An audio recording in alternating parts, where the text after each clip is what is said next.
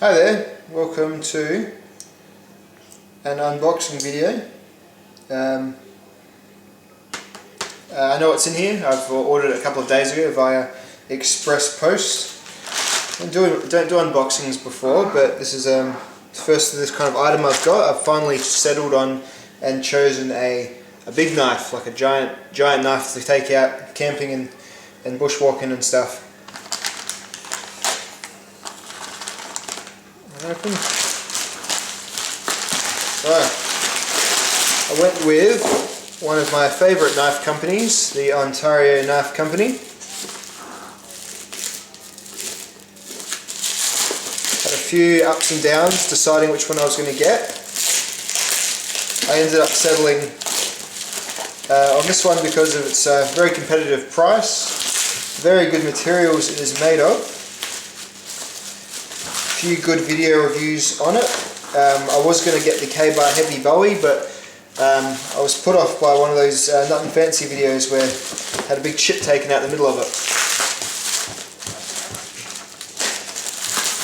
So the purpose of this knife is going to be for me. I'm not a big knife as weapons type guy, but this is like your big anti-nature type blade to take on perhaps like a cross-country four-wheel driving trip.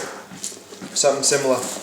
Just if you get bogged and you sort of might have a run-in with a crocodile or a wild pig or something like that while you're getting yourself unbogged.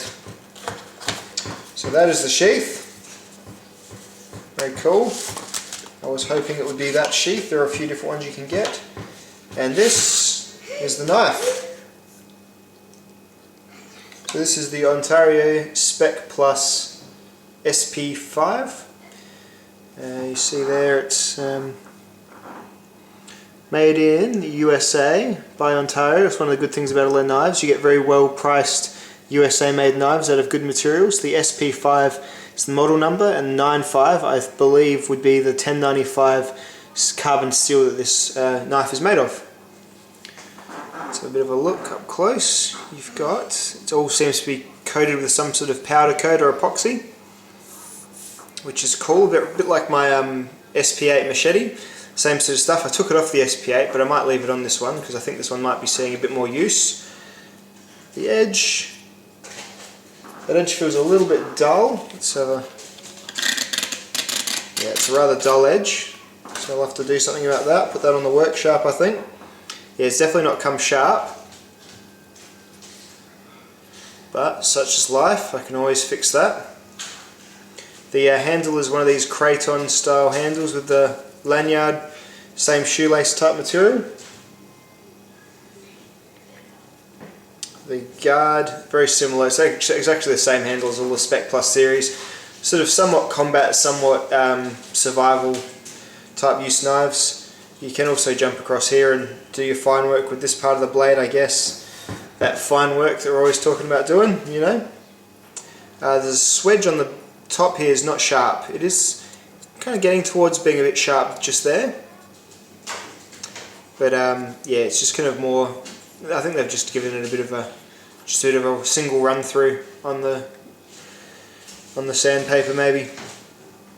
So I really like the shape of it. It feels really good in hand. That is I believe a 10-inch blade. Move this stuff back here. The handle, I think I said sort of a rubbery type craton material. Sort of feels really big in hand, which is good. Just a nice big thumper of a knife. The sheath, I was hoping I would get this sheath and not the half leather, half nylon one. It's also made in New York. Nice big belt loop there, just very simple basic sheath. I reckon you can put the knife in either way.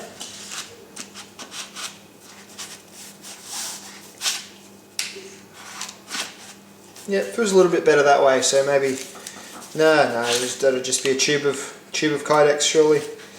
Just me getting used to it, I think. Yeah, no, that's fine. Fine both ways. So there we go. So yeah, the intent of this is to get out sort of, perhaps as a one tool option type thing. Just want to bring one item along.